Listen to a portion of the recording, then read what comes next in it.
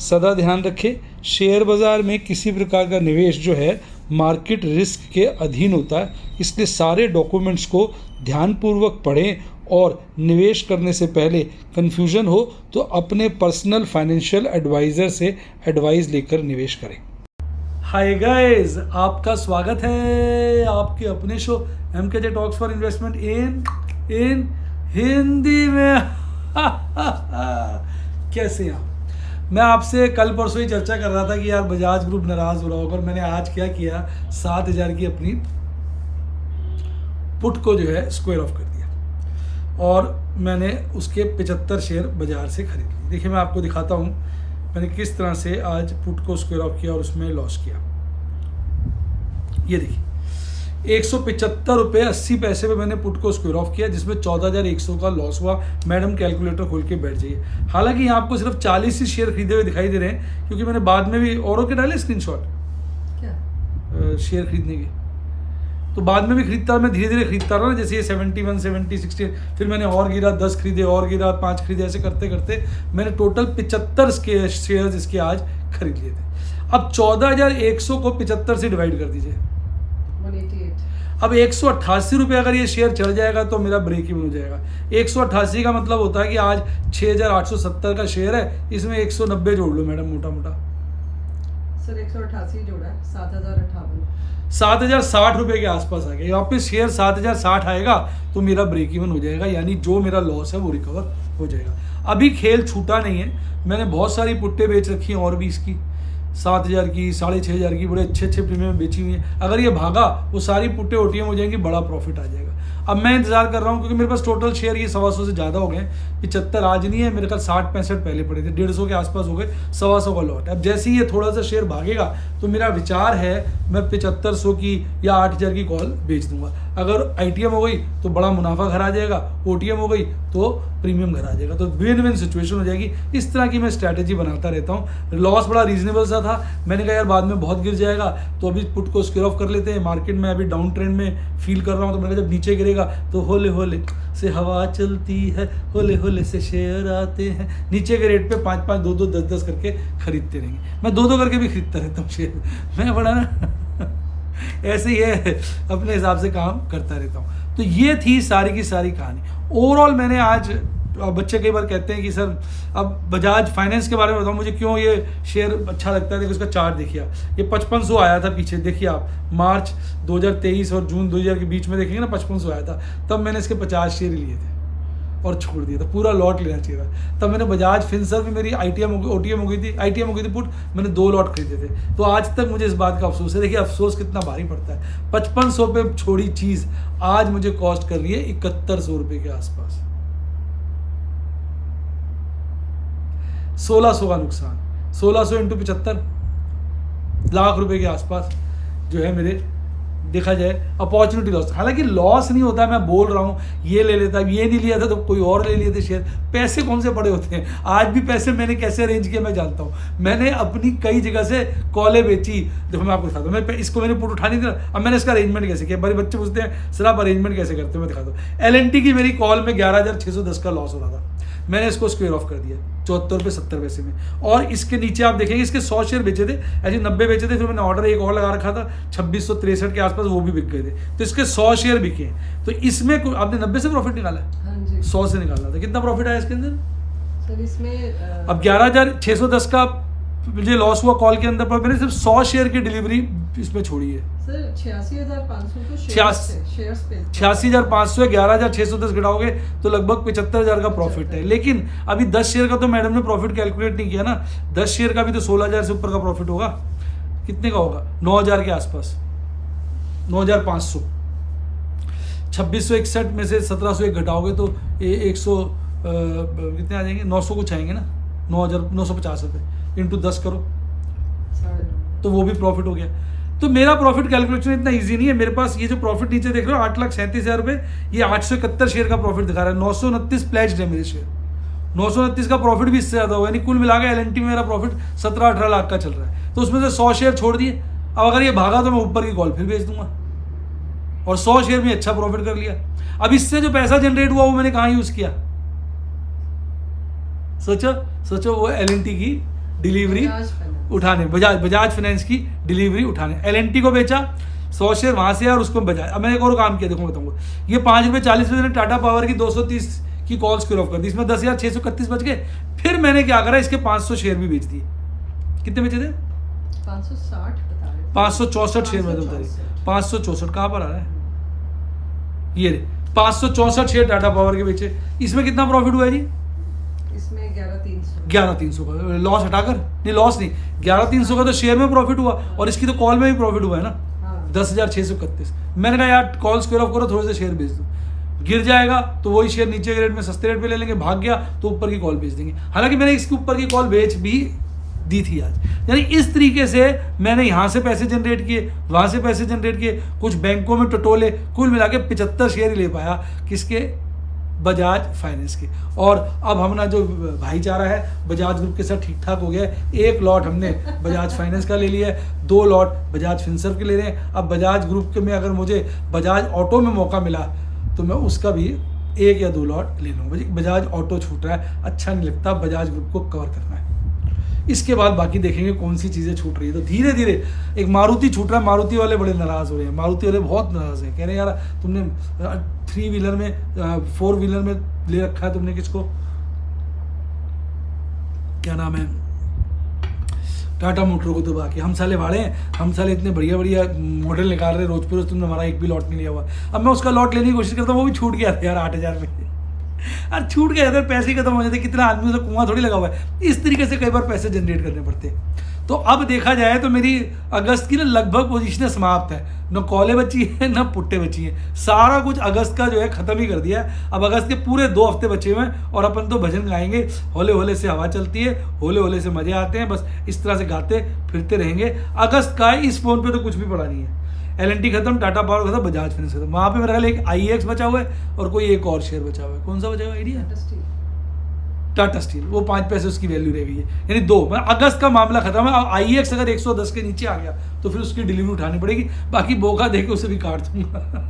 इस वक्त मैं कोई डिलीवरी और अगस्त में उठाने के मन में नहीं, सब उठा लिया अगस्त में, पैसे आए नहीं, ठन ठन गोपाल। तो ये भैया इस वक्त पोजीशन है। तो कहने का मतलब इस वक्त जो है ये आज का था और आज कुल मिला के मोटा मोटा 94,000 के आसपास का प्रॉफिट कर लिया। 1,07,800 मैक्सिमम प्रॉफिट शेयर वेयर काट पीट के, जिसमें टाटा पावर में मैंने बताया आपको 564 शेयर बेचे, बजाज फाइनेंस के मैंने डिलीवरी उठा ली, पुट पे लॉस किया, और L&T की कॉल पे लॉस करके शेयर बेच के प्रॉफिट निकाल लिया, टाटा पावर की कॉल स्क्वायर ऑफ करी, इन्फोसिस की भी एक कॉल स्क्वायर ऑफ कर दी क्योंकि मुझे लग रहा था ये चढ़ेगा। तो इस तरीके से फिर ये IPO में मेरे पास ना, मेरी फैमिली में सभी के पास अकाउंट है तो सबने अप्लाई किया था, तो 4 अलॉटमेंटें आई थी पूरे परिवार में। तो मैडम की छोड़ के बाकी सबकी बेच दी थी हमने। एक 927 पे बेची, एक 916 पे बेची और एक बेची 940 के आसपास, 941। तो 3 लॉट बेच दिया, 20 शेयर रह गए। मौका देख के 990 लिखवा रखा था वो मैंने, वो सारा बिका ही नहीं, वो 987 से लौट गया 3 रुपये। अब हो सकता है भगवान ने ज़्यादा दिलवाने हो, यही सोचना चाहिए। अच्छा 10,000 का प्रॉफिट है, कैलकुलेट किया आपने? जो मैंने लिखा था वही बता रहा हूँ, मैं तो अराउंड लिख दिया था। सर वैसे ही होगा। नहीं देख लो, कैलकुलेट कीजिए। 927 करो कैलकुलेटर, 927 नहीं इंटू सर, वो तो कॉस्ट क्या थी इसकी याद है? 741 करो जरा, 927 इंटू 20 प्लस 916 रुपये 20 पैसे इंटू 20 प्लस 916 रुपये 20 पैसे इंटू 20 प्लस 941 रुपये इंटू 20 माइनस 60 इंटू कितने की थी कॉस्ट? 741 11,264 11,264 का प्रॉफिट है। पर क्लियर कर दूं, ये मेरा प्रॉफिट नहीं, परिवार के बाकी सदस्यों का प्रॉफिट है। मेरा को अलॉटमेंट नहीं आया था, मैडम को एक आया था, वो बचे हुए शेयर, वो 990 में लिखवाए थे तो वो बचे थे। इस तरीके से ना तो सारी गेम प्लान करते रहते हैं यार। अपना का तो सिंपल सा है रूल, अपना तो शेयर बाजार में ना रिस्क कवर करके चलते हैं। तो कई बार बच्चे बोलते हैं आपको लॉस नहीं होता, अरे लॉस होता तो है, प्रभु के आशीर्वाद से, प्रभु की कृपा से प्रॉफिट उससे ज़्यादा हो जाता है। अब L&T की कॉल में लॉस हुआ, शेयर बेच दिया, अच्छा प्रॉफिट हो गया। L&T टाटा पावर की टाटा बजाज फाइनेंस की पुट में लॉस हुआ, वो शेयर उठा लिए, अब उसकी कॉल बेच देंगे, और भी बहुत सारी पुट्टे बेची तो वो कहीं ना कहीं प्रॉफिट में आ जाएंगे। तो एक मैट्रिक्स सा खड़ा कर लेते हैं, नीचे ऊपर, ऑपरेटर ऊपर नीचे करता है, कहीं ना कहीं प्रभु के आशीर्वाद से, प्रभु की कृपा से, आप लोगों की शुभकामना से ओवरऑल प्रॉफिट आ जाता है। अब बजाज फाइनेंस मुझे क्यों पसंद है मैं बताऊं, भाई बजाज फाइनेंस का 52 वीक 8000 है और 52 वीक लो 5486 है। 5486 पे मुझसे गलती हो गई थी, मैंने नहीं खरीदा था। मैं इस चीज़ को एडमिट करता हूँ कि मैं भी मुझे लगा था और गिरेगा नीचे खरीदूंगा, जैसे अभी 75 शेयर खरीदे ना मैंने पुट के, ऐसे उस वक्त मैंने 50 शेयर खरीदे थे कि नीचे गिरेगा तो खरीदूंगा, वो साला नीचे गिरा ही नहीं, भागता चला गया, फिर मेरा छूट ही गया वो हाथ से। हालांकि उसमें भी नुकसान नहीं हुआ था, जो पुट में नुकसान हुआ था ना, आईटीएम हुई थी, उसके मैंने 50 शेयर खरीदे थे, उसमें जो बाकी पुट्टे नीचे की बेच रखी थी वो सारी ओटीएम हो गई थी, तो उसका प्रॉफिट उस पुट के लॉस से ज़्यादा हो गया था, यानी शेयर मुझे सस्ते मिल गए। जैसे अभी इसकी पुट में नुकसान हुआ है, लेकिन मैंने इसकी और पुट्टे बेच रखी हैं, अब ये भागेगा तो सारी पुट्टे ओटीएम हो जाएंगी, तो 14,000 का नुकसान है, प्रॉफिट आ जाएगा कम से कम 25-30 हज़ार रुपये का। तो प्रॉफिट तो मैं लॉस तो कवर कर लेता हूँ, मैट्रिक्स बना के नीचे कितने नीचे गिरेगा ऑपरेटर, घेर देगा तो फिर डिलीवरी उठा ही लांगे, चक दांगे डिलीवरी, सादा ते नियम हैगा। तो अब बजाज फाइनेंस पे नज़र पड़ गई है, नज़र गड़ गई है डार्लिंग, अब इसको लेना ही है, इसके कम से कम 3-4 लॉट इकट्ठे करने, एक लॉट तो इसका हाथ में आ चुका है, गिरता जा मैं खरीदता जाऊँगा, गिरता जा मैं खरीदता जाऊँगा। अब मुझे कंपनी क्यों पसंद है, सबकी अपनी अपनी चॉइस होती है। जून 23 क्वार्टरली रिजल्ट देखिए, आज तक का सबसे हाईएस्ट रेवेन्यू, भाई मुझे तो ठीक लगता है, कंपनी लगातार भाग रही है, आज तक का सबसे हाईएस्ट प्रॉफिट, आज तक की सबसे हाईएस्ट ईपीएस।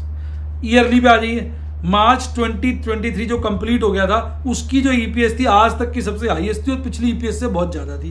ट्रेलिंग 12 मंथ की और ज़्यादा चल रही है कंपनी का। अगर आप प्रॉफिट ग्रोथ देखेंगे पिछले ट्रेलिंग 12 मंथ्स का तो 43% है, 3 साल का 30, 5 साल का 36, सेल्स की कंपाउंड ग्रोथ देखेंगे ट्रेलिंग 12 मंथ की 31% है, 3 साल की 16, 5 साल की 27% है। स्टॉक प्राइस 1 साल में परफॉर्म नहीं किया, अदरवाइज बहुत परफॉर्म किया, तो हम तो खरीदते हैं अनपरफॉर्म पीरियड के अंदर है। तो ओवरऑल इसलिए अच्छी लगती है। अब कंपनी में अगर आप देखेंगे शेयर होल्डिंग पैटर्न, तो प्रमोटर के पास लगभग 56% शेयर है। डीआईज की होल्डिंग बहुत, एफआईज की होल्डिंग इसमें 23.5 हो गई थी, जो पीछे इन्होंने घेर दी थी, अब फिर बढ़ा के 20% से ऊपर ले आए हैं। और डीआईज की होल्डिंग जो नीचे में 9.33 थी, अब बढ़ के 12.83, ऑलमोस्ट हाईएस्ट लेवल पे अगर आप देखेंगे पिछले क्वार्टर में इससे ज़्यादा थी। पब्लिक की होल्डिंग लगातार कम हो रही है, जिसने पीक बनाया था 11.84 का, अब गिरते गिरते 10.99 आ गई है। तो कहीं ना कहीं पब्लिक के हाथ से माल निकला है और बाकी लोगों के स्पेशली डीआईज के हाथ में माल गया। तो इस सब को देखते हुए मुझे शेयर ठीक लगता है। मेरे रिस्क एपेटाइट से मैंने खरीद लिया है, पर मेरा रिस्क एपेटाइट क्या है ना, पैसे हैं कम और चीज़ें हैं ज़्यादा, तो अभी मैंने थोड़ा खरीदा है, गिरेगा तो और खरीदूंगा। बाकी मैं बड़ा क्लियर कर दूं, मेरी तरफ से कोई सुझाव नहीं है आप इसको खरीदें या बेचें।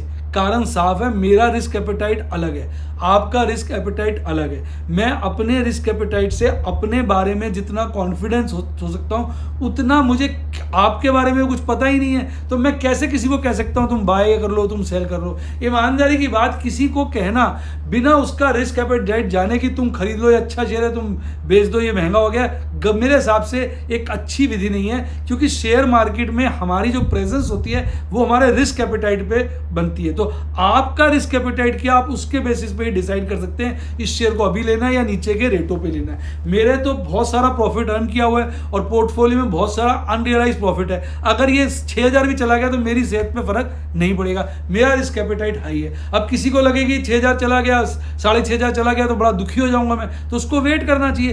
कहने का मतलब यह है कि कोई भी आपको रिकमेंडेशन नहीं दे सकता, कोई भी बाय सेल नहीं बता सकता किसी दूसरे के लिए। कोई व्यक्ति बाय सेल बता सकता है अपने लिए, क्योंकि वो अपना रिस्क एपेटाइट जानता है, दूसरों का नहीं जानता। ये सब एक इलस्ट्रेशंस होती है समझाने के लिए कि किस तरीके से मैं काम करता हूं अपने हिसाब से, किस तरीके से अपने को फंसता हूं तो निकालता हूं। सिर्फ एजुकेशन पर्पज से मैं ये सब बातें बताता हूं। You should take it clearly. कोई बाय सेल की रिकमेंडेशन नहीं है, आप अपने रिस्क एपेटाइट से ट्रेड करें। अगर रिस्क एपेटाइट आपको अपना नहीं पता तो किसी आप अच्छे फाइनेंशियल एडवाइजर की एडवाइस लेकर भी काम कर सकते हैं। मैं इस बारे में कुछ कह नहीं पाऊंगा। अब अगर मैं बात करूं बाजार में किस तरह से बाजारों का आज नियम रहा, आप अपने शेयर बाजार देखिए, साला माँ का दीना हो गया इनका। तो ऑस्ट्रेलिया छोड़ दो जो हल्का सा फ्लैट था, हरियाली में पॉइंट सारों की मम्मी पापा याद दिला दिए, बैंड बजा दिए। देखो आप किस रफ्तार से पूरा बाजार गिरा है। क्या चाइना, क्या ताइवान, क्या हांगकांग, क्या ताइवान तो खैर बंद चल रहा है, और क्या आपका जापान, सारे गिरे हुए थे। अब आप कहेंगे सर तेरा यूरोपियन बाजारों का हाल बताओ। भाई साहब मैंने काफ़ी समय फील कर लिया था कि ये बाजार जो है अब शॉर्ट टर्म बियर मोड में आ गया, और मैं रोजाना चीख के आपसे कह रहा था मेरे को ऐसा फील हो रहा है। और आज वही बात यूरोप में, सिर्फ वही अपना छोड़ दो, एक ही बाजार है समझ गए हो कि मैंने पता कौन सा, वो एक रशिया जो हरियाली में है 1.5% की, बाकी सब की लुंगी बुंगी खुली हुई है, सारे के सारे आधे % के लपेटे में गिरे हुए हैं। अब चलते हैं अमेरिका की तरफ। अमेरिका में डाउ जोन्स हल्का सा बढ़ा हुआ है, स्मॉल कैप ठीक ठाक बढ़ा हुआ है, बाकी S&P 500 और नैस्डैक गिरे हुए हैं। स्मॉल कैप 0.09% बढ़ा हुआ है, S&P 0.15% गिरा हुआ है, नैस्डैक 0.53% गिरा हुआ है, स्मॉल कैप 0.54 चढ़ा हुआ है। तो बात वही होगी बराबर। आपका कनाडा हल्का सा गिरा हुआ है, ब्राजील 0.38% तेज है। यानी ओवरऑल मूड माहौल अंतरराष्ट्रीय बाजारों का भी कोई खास नहीं है। पर मैं क्लियर कर दूं कि मुझे ऐसा महसूस हो रहा है कि मीडियम टर्म बुल ट्रेंड है, शॉर्ट टर्म बियर ट्रेंड बाजार में आ गया। आज एडवांस डिक्लाइन का रेशियो भी आपके लिए लेके आया हूं। 780 शेयर बढ़े हैं NSE पर और 1257 शेयर गिरे हैं, जो साफ दिखा रहा है कि बाजार में गिरावट जो है बढ़ावट के ऊपर दबदबा बना के बैठी हुई है। आज शेयर 52 वीक हाई कौन से टच कर रहे थे? TV18 ब्रॉडकास्ट, CSB बैंक, हुडको, EI। जिस दिन मैं TV18, ये भी मीडिया कंपनी है, इसकी जगह जब मैं देखूंगा जी लिमिटेड तो मेरी बाछें खिल जाएंगी, जब वो भी इस तरह से एक एक दिन में 10% भागेगा। लेकिन आज तो खैर उसकी थोड़ी बैड न्यूज़ थी, वो IDBI वालों ने भी इंडसइंड बैंक की तरह इंसॉल्वेंसी केस कर दिया कि हमारे पैसे दे दो, 160-70 करोड़ दे ही देंगे वो। अब ये बुरा वक्त है, यही काटने वाली बात है। तो जब मैं देखता हूँ बाजार में शेयर्स अच्छे 52 वीक हाई बना रहे हैं, तो इससे मुझे कॉन्फिडेंस आता है कि बाजार अभी लॉन्ग टर्म जो है बुल मोड में ही चल रहा है। बाकी यार बाजार का पता नहीं चलता। गिरने वाले शेयरों में सबसे आगे था इजी ट्रिप, UPL, GM फॉडलर। तो UPL में मेरी पोजीशन है, GM फॉडलर में बहुत थोड़े से शेयर हैं, इजी ट्रिप में काम ही नहीं किया। UPL में मेरी पोजीशन हो गई है 2 लॉट के आसपास की, और मेरा और भी विचार है, एक 575 की पुट बेची है जिसकी मम्मी पापा हो गई है, 578 का भाव आ गया, इसकी भी लगता है डिलीवरी उठानी पड़ेगी। पर ये सारा काम सितंबर की चीज़ सितंबर में देखेंगे। आज भागने वाले शेयरों में टॉप में आज अदानी ग्रुप, कभी अदानी टॉप कभी बॉटम, में हाथ ही नहीं डाल रहा है, इसमें मुझे डर लगता है।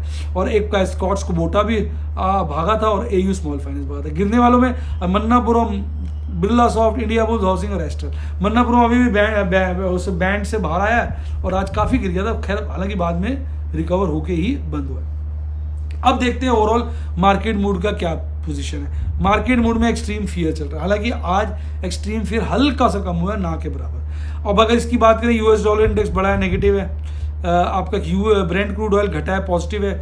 रुपया कमजोर हुआ है, नेगेटिव है। और आपका ये स्टेटस क्यों है, हर खैर 2.25% से 4.25% से ऊपर चला गया US 10 ईयर यील्ड। तो ओवरऑल अंतरराष्ट्रीय इंडिकेटर 2 पॉजिटिव कह लीजिए, 2 नेगेटिव कह लीजिए। वैसे ओवरऑल ऑयल को छोड़ के बाकी सब गंदे हो रहे हैं। ऑयल फिर भी ठीक है, खैर 80 के नीचे आ जाए तो ऑयल मुझे ज़्यादा अच्छा लगता है। अब ये देखो FIs लगातार बिकवाली कर रहे हैं। आज उन्होंने इंडेक्स फ्यूचर जरूर खरीदा, पर स्टॉक फ्यूचर में बतेरी बिकवाली करके 1320 करोड़ की बिकवाली करी। पता नहीं DIs के पास पैसे खत्म हो गए, लगता है सारे पैसे लग गए हैं, अब वो खरीदारी नहीं कर रहे हैं। आज 339 करोड़ की खरीदारी करी, कुल मिला के बाजार में खास खरीदारी आई नहीं, उसके बावजूद भी बाजार गिरा। इसका मतलब पब्लिक डर गई है। इंडेक्स FIs की अगर स्टॉक्स में लॉन्ग देखेंगे तो बहुत कम हो गई है, ऑल टाइम लो मुझे याद नहीं 46.34% कब थी। पर इंडेक्स में अगर आप देखेंगे अच्छी, देखो पहले भी जब इसकी 48.42 थी ना, तो इंडेक्स में काफ़ी कम थी 14.68। अभी इंडेक्स में ज़्यादा है और स्टॉक्स में कम है। बड़ा अजीब सा रिवर्स सी पोजीशन है, नहीं? देखो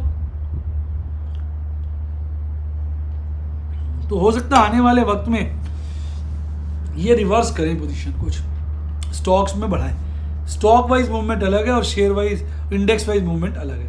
अब निफ्टी 50 देखो आज तो 0.25% से ज़्यादा गिरकर बंद हुआ है। 19,365 पे खुला था, 19,365 पे कल बंद हुआ था, 19,301 पे खुला, उसके बाद थोड़ा भागा, फिर गिर के मर गया। मरने के बाद बॉटम बनाया 19,253 का, फिर संभला, फिर उसी बॉटम की तरफ भागा, फिर एकदम खींच के एक पीक बनाया 19,373 का। मतलब अगर आप देखेंगे 120 पॉइंट की रेंज में घूमता रहा, फिर पागलों की तरह गिरता रहा, अल्टीमेट मतलब बेशरमों की तरह 19,310 पर 55 पॉइंट गिरकर 0.28 यानी अपने डेज लो पर जाके बंद हुआ है। अब ये तो हमने डिस्कस कर लिया, Adani enterprise, Adani Eicher Motors. Eicher motor में मेरे पास शेयर नहीं है। मारुति सुजुकी में कम है, मारुति सुजुकी पे निगाहें लगी हुई हैं। नेस्ले, ब्रिटानिया, रिलायंस जो है चढ़े हुए थे। गिरने वालों में हीरो मोटर को और कोल इंडिया, TCS, हिंडाल्को, टेक महिंद्रा, इन्फोसिस और विप्रो मरे पड़े थे। आज IT शेयर काफ़ी गिरे पड़े थे, पर फिर भी ठीक है। मेरा तो एक HCL टेक में विचार है, क्योंकि बाकी तो काफ़ी सारी लॉट है। अब आप ये देखिए, कैंडलें अभी भी लोअर बोलिंजर बैंड को नीचे की तरफ ले जा रही है, अपर बोलिंजर बैंड भी गिर रहा है, यानी बाजार में अभी शॉर्ट टर्म डाउनफॉल जारी है। कोई रिप्राइव नहीं है, कोई बढ़िया नहीं है सिस्टम। अब RSI इस वक्त 41.78 पे आ गया है। अगर ये 40 का लेवल काटेगा तो खतरा और बढ़ जाएगा। जब तक RSI 40 और 80-90 के बीच घूमता रहता है, बाजार में बुल ट्रेंड होता है। 40 के नीचे जाके थोड़े समय का डिसीजनली रुक जाता है तो ये एक खतरे की निशानी है। फिर हम तभी सांस लेते हैं जब 40 के ऊपर आता है। अगर इसने 40 का लेवल काटा तो सचमुच काफ़ी डरावना और भयावह माहौल बन सकता है। अगर 19,310 पे बाजार बंद हुआ, 19,300 पे देखेंगे पुट राइटिंग और कॉल राइटिंग, ये है पुट राइटिंग, ये है कॉल राइटिंग, दोनों ज़बरदस्त बढ़ी हैं। प्रोपोर्शनेटली कॉल राइटिंग ज़्यादा बढ़ी है और एब्सोल्यूट सम्स में पुट राइटिंग ज़्यादा बढ़ी है ना? नहीं, दोनों में कॉल राइटिंग ज़्यादा बढ़ी है, पर टोटल पुट राइटिंग का ओपन इंटरेस्ट ज़्यादा है। यानी 19,300 की चौकी पर कॉल राइटर्स की निगाहें जमी हुई है, हालांकि पुट राइटर्स उसको छोड़ने के लिए राजी नहीं है। 19,400 पे तो दबा के कॉल राइटिंग है, पुट राइटिंग उसके मुकाबले है ही नहीं। और यहाँ मैक्सिमम पेन है, और यहाँ मैक्सिमम पेन कॉल राइटिंग की वजह से है। अब मंथली वाला तो वही 19,000 पे पुट राइटिंग हाईएस्ट है और 19,500 पे कॉल रेटिंग हाईएस्ट है। पर 19,500 पे कॉल राइटर्स ने पोजीशन हल्की करके 19,300 पे बनाई है। यानी कहीं ना कहीं पूरे मंथ के लिए भी कमजोरी के संकेत नजर आ रहे हैं। PCR वहीं 0.83 पे टिका हुआ है और मंथ का भी लगभग वहीं टिका हुआ है, पर इसका मतलब बाजार जो है अभी पकड़ नहीं पा रहा है, जोर नहीं है। निफ्टी बैंक की बात करूं तो ये फ्लैट ही बंद हुआ है। 43,891 में बंद हुआ था, 43,724 पे खुला। शुरू में और आखिर में पीक टच करने की कोशिश करी, पीक 44,000 के नीचे 43,957 का बनाया। बॉटम जो था वो शुरू में ही बना लिया था 43,672 का, और शुरू में और आखिर में एक बार उसकी तरफ और दौड़ा था। हालांकि बंद जो है बीच में लास्ट के क्षणों में एक बार फिर वहां पहुंचा था। बंद जो है 43,851 पे हुआ, 40 पॉइंट गिर के 0.09% की गिरावट के साथ बंद हुआ। अभी भी AU small finance, bank of Baroda, axis bank, IDFC first, SBI bank में तेजी देखने को मिली। मरने वाले बैंकों में कोटक महिंद्रा सबसे आगे था, PNB, HDFC bank, federal, IndusInd bank और ICICI बैंक भी गिरकर बंद हुए। तो ये थी सारी कहानी। और इसका अगर आप चार्ट देखेंगे तो चार्ट इसका तो बहुत ही दयनीय हो चुका है। ये ओवरसोल्ड जोन में जाने वाला है 30 के बाद, और 20 तक आ जाएगा तो बहुत ज़्यादा ओवरसोल्ड जोन हो जाएगी। हालांकि 3 दिन से लगभग एक ही जगह पे कंसोलिडेट कर रहा है। हो सकता है हम इसका ट्रेंड रिवर्सल आने वाले वक्त में देखें, क्योंकि यहाँ इसने कंसोलिडेट किया, पर गारंटी किसी भी बात की नहीं है। इस बार बाजार में हालात थोड़े से चिंताजनक है, स्पेशली निफ्टी बैंक के लिए। 43,851 में बंद हुआ। 43,800 पे देखेंगे कॉल रेटिंग भी बढ़ी है, पुट रेटिंग भी बढ़ी है, और 44,000 पे आप देखेंगे कॉल रेटिंग हाईएस्ट है। हालांकि यहाँ पुट रेटिंग भी बढ़ी है और यहीं पर मैक्सिमम पेन है जो खासा बड़ा है। और बाजार में अगर PCR देखेंगे तो ये थोड़ा सा बेटर ही हुआ है, वीकली वाला और मंथली वाला हल्का सा बुरा ही हुआ है। तो कहीं ना कहीं ये भी कमज़ोर है जो साफ हमें नज़र आ रहा है। तो ये थी सारी आज की सारी स्टोरी।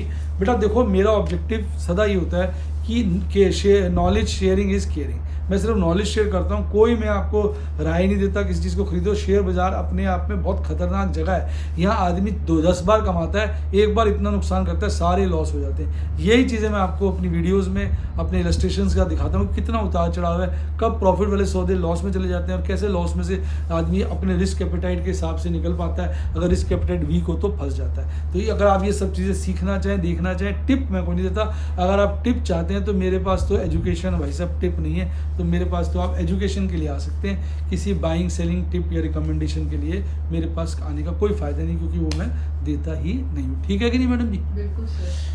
तो अगर आप भी मेरे से सीखना चाहें, एजुकेशन प्लान ज्वाइन करना चाहें, तो आप मेरे व्हाट्सएप पे 70 11 323 077 पे मेरी टीम को कॉल सकते हैं, 70 11 323 077, या यूट्यूब पे आप मेंबरशिप सेक्शन में जाके डिफरेंट एजुकेशन प्लान्स के ज्वाइन करके वीडियोस और इलस्ट्रेशन द्वारा सीख सकते हैं। डीमैट अकाउंट होना चाहिए स्टॉक मार्केट में काम करने के लिए, लिंक डिस्क्रिप्शन बॉक्स में, उससे आप डीमैट अकाउंट खुलवा सकते हैं। कोई दिक्कत है तो मेरी टीम को 70 11 323 077 70 11 323 077 पर कॉल करके मदद दे सकते हैं। प्लेटफॉर्म कैसे यूज़ करना है, अकाउंट कैसे खोलना है, वो इस तरह की सारी आपको जानकारी दे देंगे। इसी के साथ साथ bye, God bless you, happy investing, और आप स्टॉक मार्केट के बेताज बादशाह बने।